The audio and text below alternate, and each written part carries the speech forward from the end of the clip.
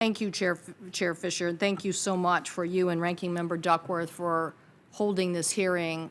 There couldn't be anything more dear to our heart in the Northwest than building infrastructure. And I would like to welcome former Superior Court Judge McCarthy, who is now in a new role as the co-chair of the Northwest Seaport Alliance.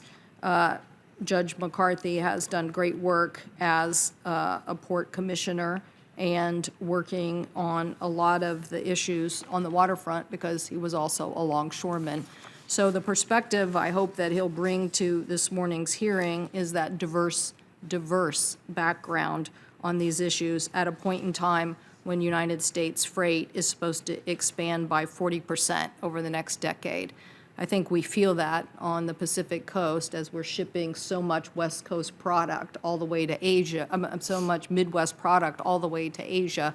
The throughput of these ports is essential, and so is your work here on the subcommittee in helping us get a surface transportation bill in the key focus of this committee, which is that infrastructure piece. So thank you. I couldn't be more thrilled that you're having this hearing this morning. I know both of you and your states are committed to us getting improvements to freight. So thank you so much, and thank you to our witness, Mr. McCarthy, for being here this morning.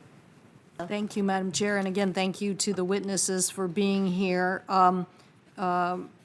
McCarthy, you mentioned the juggernaut that Seattle and Tacoma are on product. I think it's something in Washington State overall we shipped 440 billion in freight products in 2018. So that's a lot, and I guess we're quite significant in the total of U.S. agricultural products. So one of the things that you mentioned, which I wholeheartedly agree with, is that communities are often left without the resources to take care of that. I consider it almost like the last mile.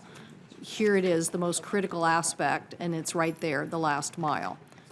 It's almost as if, you know, America's ports on those local streets are like clogged arteries. They're like the key to making it through the system, and yet they're clogged. So I wanted to ask our two DOT witnesses if they supported on the infra program lifting that cap so we could put more money into freight infra so that we can solve some of these problems of congestion that are so much taxing at the last mile, or in other aspects of building capacity, certainly in the rural communities. But this congestion problem is certainly causing us great problems. So, Mr. Sabat or Mr. With your permission, Senator, I'll take first crack at that question because I appreciate it very much. You're addressing one of the most important challenges we have. Safety is the department's top priority, but congestion mitigation in all modes of transportation, getting that right mix of multimodal use of transportation, are also high priorities for us.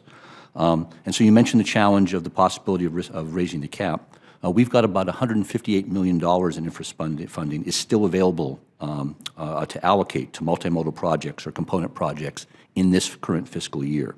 So are you ready to give that to Mr. McCarthy? Because he just, and I don't mean to interrupt, but like we're all short on time today. Mr. McCarthy just said Canada. So his competition is Prince Rupert, and the Canadian government just gave him, what did you say, $300 million? $385 million. Okay, and why? Because they want them to be able to take business, competitively from us. So their government is making that investment, and at the same time, the chair's product, I guarantee you, is sitting too darn long because it can't get through the congestion. So we got to wake up that this nation's economy for the future is very much based on the Pacific being able to move export product to Asia, and we got to make this investment. So again, glad that you got some extra leftover money, but I want to know how much are you willing to increase that cap, because we're going to have this debate, and I'm definitely going to be for lifting the cap or doing something else. If you don't want to lift the cap, what else can we do? Because this is a problem. So you're for lifting the cap or not? I'm tempted to say yes to answer your question, which since you gave me the option of both yes or no, but I will not give that affirmative an answer. The administration does not have a position on lifting the cap, so we don't. I'd point out the challenge that we have is that $158 million that we have. I suspect that the port or ports in Puget Sound could put to good use every single dollar of that money and more. But the challenge is this is a national program, because then there are other ports and other transportation needs, multimodal transportation needs across the country.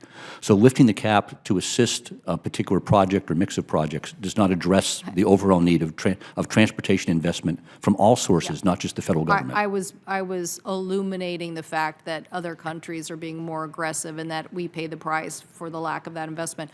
I am sure that we can get a very broad coalition of people who say we should be spending more on freight. When you look at the numbers, you're going to see a 40% increase in freight. We should be celebrating that now we have on a global basis for the first time in 2018 a tipping point. The majority of the world's population is middle class. What does that mean? They're going to eat and consume things that America can produce and export to them. It is a tremendous market. But if we can't get our products there because they're sitting somewhere in traffic, it's going to be a problem for us. So I guess I know DOT's position since you're the senior person here, but we loved the yes, and we look forward to working with you on getting a robust administrative decision on more freight investment. Thank you, Madam Chair.